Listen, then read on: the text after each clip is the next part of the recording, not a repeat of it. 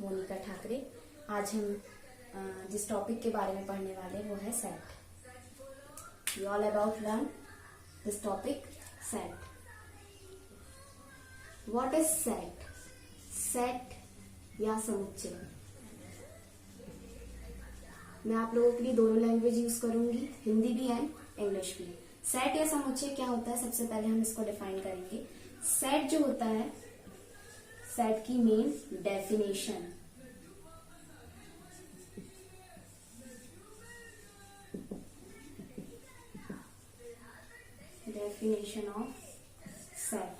definition of set. A set is well defined the collection of n objects. अब collection किस चीज का होता है हमको ये पता होना चाहिए। कलेक्शन हम बहुत सारी चीजों का कलेक्शन कर सकते हैं, जैसे कि एग्जांपल के तौर पर हम देखें तो बंच ऑफ कीज, आप लोग इंग्लिश में पढ़ते हैं बंच ऑफ कीज मतलब चाबियों का गुच्छा। बहुत सारी चीजों का भी समूह होता है, तो वो सब कलेक्शन कहलाता है क्या, सेट। अब सेट के लिए हम अगर मैथमेटिक्स के फॉर्म में देखें तो नंबर्स का सेट, नेचुरल नंबर्स का सेट, इंटीजर्स का सेट एंड वॉवेल्स का सेट। नंबर ऑफ वॉवेल्स कितने हैं, 26 वॉवेल होते हैं हमारे, तो उसका एक कलेक्शन होता है। जो कलेक्शन लिया जाता है वही कलेक्शन या समूह जो होता है वो कहलाता है हमारा सेट। तो सेट के लिए हमने क्या समझा है कि a set is well defined the collection of many objects या डिस्टिनेट ऑब्जेक्ट, अलग अलग ऑब्जेक्ट्स का हम कलेक्शन करके बना सकते हैं। जैसे कि हम डेफिनेशन लिखेंगे सबसे पहले, a set is well defined, a set is well defined the collection of distinct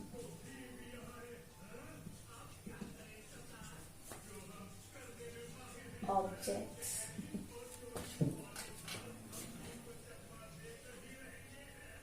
for example के लिए हम देखेंगे तो हमने अभी पढ़ा है, और सेट को जब भी डिनोट किया जाता है वो कैपिटल लेटर में डिनोट किया जाता है। किसी भी कैपिटल लेटर में, ए हो बी हो, तो आप उसको किस में लिखेंगे, कैपिटल लेटर में। एग्जाम्पल के लिए जैसे हमने अभी डिनोट किया है, it is denoted by capital letters. A equals to 1 2 4 6 8 hashtag.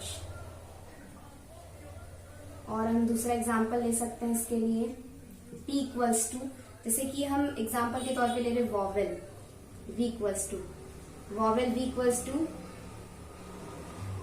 a e i o u। इसके लिए हम दो टाइप से इसको हम डिनोट कर सकते हैं। पहला तो हमने लिखा उसको इक्वल्स टू 2 4 6 8, या फिर हम इसको एक और फॉर्म में लिख सकते हैं, a equals to x such that x is even number. इसके लिए हम लिख देंगे v जो है वो सेट किसका है, number of vowel, collection of vowels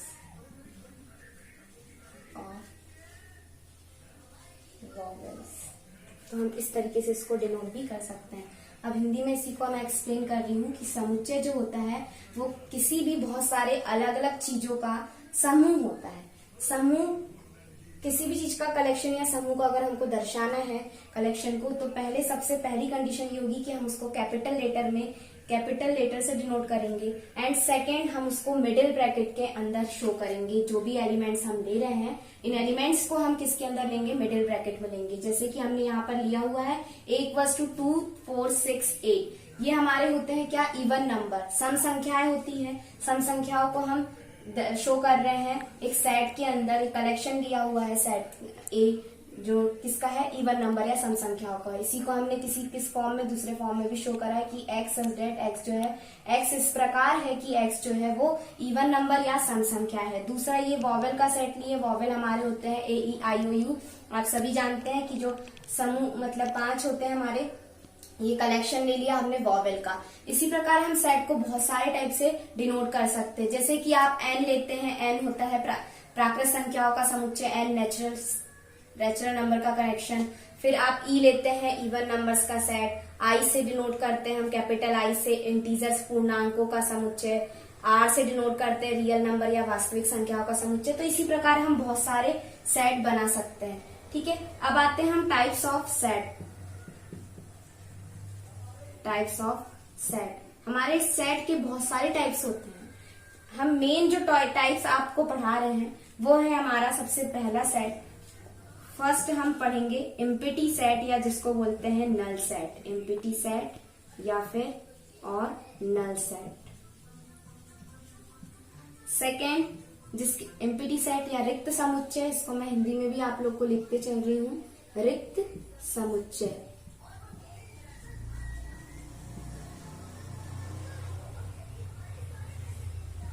दूसरा हमारा होता है सिंगलटन सेट। सिंगलटन सेट जिसको हम बोलते हैं एकल समुच्चय। एकल समुच्चय। थर्ड हमारा होता है फाइनाइट सेट, जिसे आप हिंदी में बोलेंगे परिमित समुच्चय।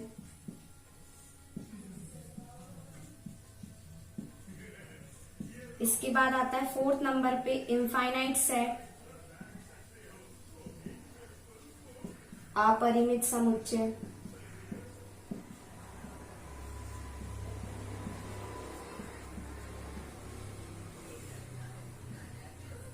देन फिफ्थ नंबर पे हम पढ़ेंगे इक्वल सेट या बराबर।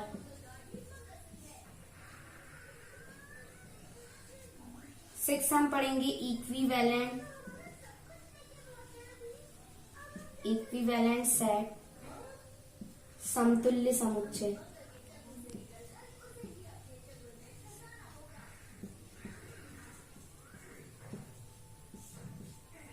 इसको बराबर या समान समुच्चय लिखा जाता है। समान समुच्चय।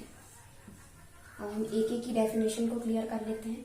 हमने टाइप्स लिखे हैं इसके, टाइप्स ऑफ सेट या समुच्चय के प्रकार। समुच्चय के प्रकार, समुच्चय के प्रकार और भी होते हैं, इसमें हम और भी ऐड कर सकते हैं, जैसे कि आपका सबसेट एंड यूनिवर्सल सेट भी ऐड होता है। हम इसको भी पढ़ेंगे, सबसेट को एंड यूनिवर्सल सेट को। उसको भी मैं आप लोग को लिख देती हूँ। एक होता है सबसेट एंड 8 नंबर का होता है यूनिवर्सल सेट। अब ये सब सेट क्या होते हैं, सबसे पहले हम इनके बारे में पढ़ेंगे कि सबसेट, उपसमुच्चय, यूनिवर्सल सेट जो एक बड़ा समुच्चय होता है। सबसे पहले हम बात कर रहे हैं एम्प्टी सेट की या नल सेट, जिसको हम हिंदी में बोलते हैं रिक्त समुच्चय। रिक्त समुच्चय या एम्प्टी सेट क्या होता है? ऐसा समुच्चय या ऐसा कलेक्शन जो है जिसमें एक भी एलिमेंट ना आए हो, मतलब जीरो हो, तो वो हमारा सेट कहलाता है एम्प्टी सेट या नल सेट। या जिसको हम और अच्छी तरीके से डिफाइन करेंगे कि the set is empty, this means that there are no elements. Empty set के लिए हम क्या देंगे? Empty set is, it means क्या हो जाएगा कि देयर आर नो एलिमेंट्स, इसमें एक भी एलिमेंट्स ये कंटेन नहीं करता है, तो वो कहलाता है हमारा एम्प्टी सेट या नल सेट। दूसरी चीज हो जाती है हमारा सिंगलटन सेट। सिंगलटन सेट के लिए हम जिसमें ऐसा समुच्चय या ऐसा समूह या ऐसा कलेक्शन जिसमें कि केवल एक एलिमेंट आता है, या एक क्या बोलना चाहिए, एलिमेंट, अव्यय, हिंदी में हम बोले तो एक अवयव आता है, वो सेट कहलाता है हमारा एकल समुच्चय या सिंगलटन सेट। इसी के लिए हम इसको डिफाइन कर सकते हैं कि if a set contains only one element is called क्या हो जाएगा? Singleton set. फिर बात करते हैं हम फाइनाइट सेट।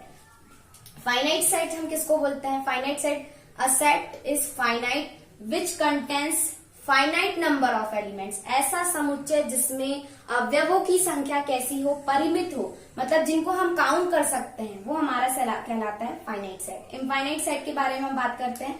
ये सारी डेफिनेशन हम एक अलग तरीके से लिखकर डिफाइन भी करूंगी मैं।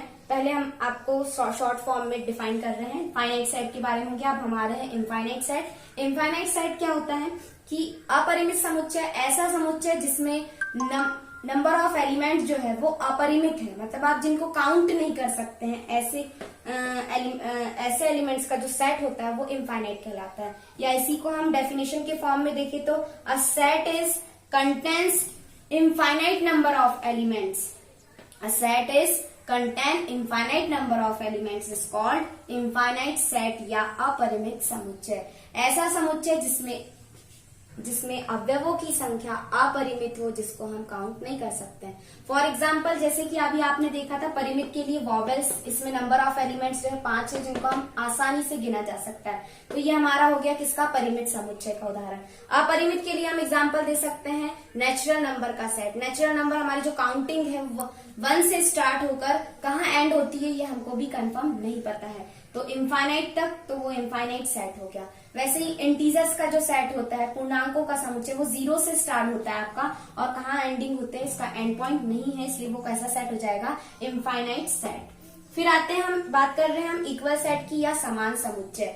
समान समुच्चय क्या होता है और इक्विवेलेंट, दोनों देखा जाए तो हमको दोनों ही सेम फॉर्म में दिख रहे हैं, इक्वल एंड इक्विवेलेंट दोनों सेम फॉर्म में है। ऐसा सेट जिसमें नंबर ऑफ एलिमेंट्स इक्वल होंगे तो वो सेट हमारा कहलाएगा इक्विवेलेंट सेट। इसको हम और अच्छे तरीके से डिफाइन कर सकते हैं इक्विवेलेंट सेट को। Equivalent sets are those which have same number of,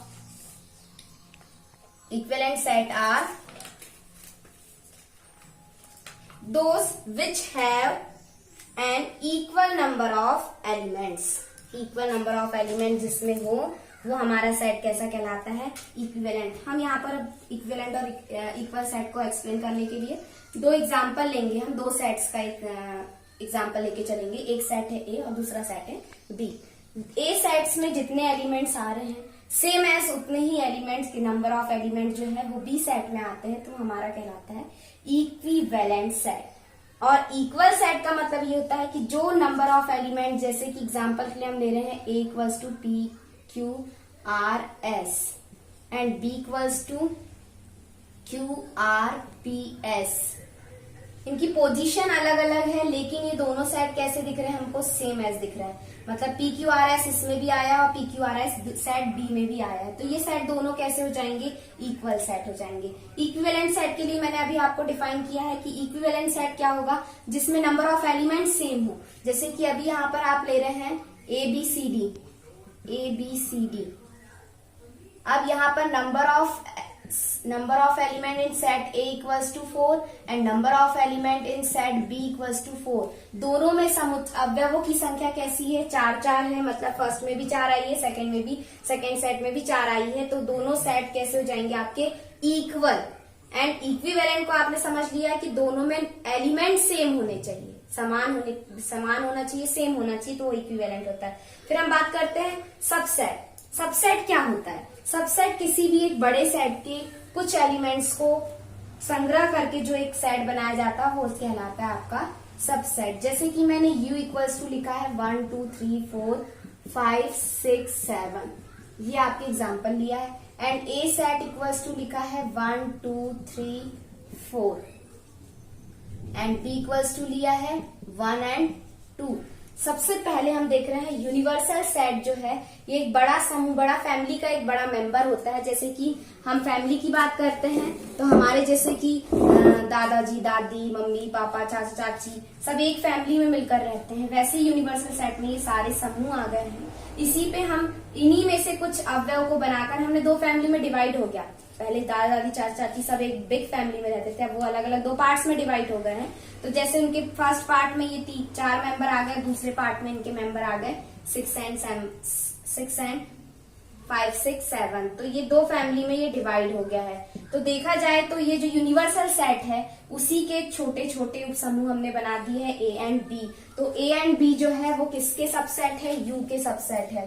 तो A subset of U and B subset of U। Universal set के दोनों कैसे हैं, उप समुच्चय हैं। ठीक है, यहाँ तक आप लोग क्लियर हो चुका है। अब हम इसके आगे पढ़ेंगे एक एक की डेफिनेशन। सबसे पहले हम डेफिनेशन पढ़ेंगे एम्प्टी सेट की। एम्प्टी सेट के लिए हम सबसे फर्स्ट एम्प्टी सेट या जिसको हम बोलते हैं रिक्त समुच्चय। बच्चे पढ़ रहे क्या अभी प्रैक्टिस कर रहे? The set is empty. The set is empty. It means this means that there are no element. It is denoted by this set is represented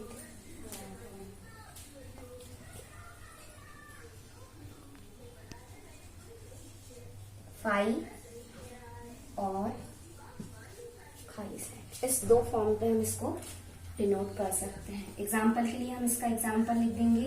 example Q equals to capital Q equals to X such that X less than 2 less than 3 2 less than x less than 3 where x is natural number। क्यों लिया हमने एक set जिसमें x इस प्रकार है कि x जो है वो 2 और 3 के बीच में ऐसी संख्या आ रही है जो 2 और किसके बीच में हो, 3 के बीच में। तो हम नॉर्मली हम जानते हैं कि अगर नेचुरल नंबर की बात कर रहे हैं, x जो है वो नेचुरल नंबर है, तो 2 और 3 जो संख्या है इनके बीच में कोई भी नंबर नहीं आता है। मतलब ये सेट कैसा हो जाएगा, Q सेट इज फाई, या इसको हम डिनोट कर सकते हैं Q सेट कैसा है, खाली है, नल सेट है। तो यहाँ पर हमारी रिक्त समुच्चय की परिभाषा हो गई है। अब हम अगली डेफिनेशन लिखेंगे जो होती है हमारी सिंगलटन सेट की।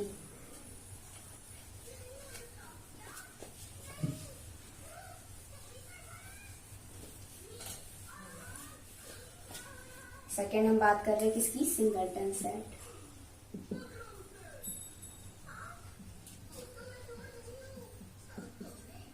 A set which is contain only one and one elements। Singleton की डेफिनेशन हो जाएगी, if a set contain only one element, only one element is called singleton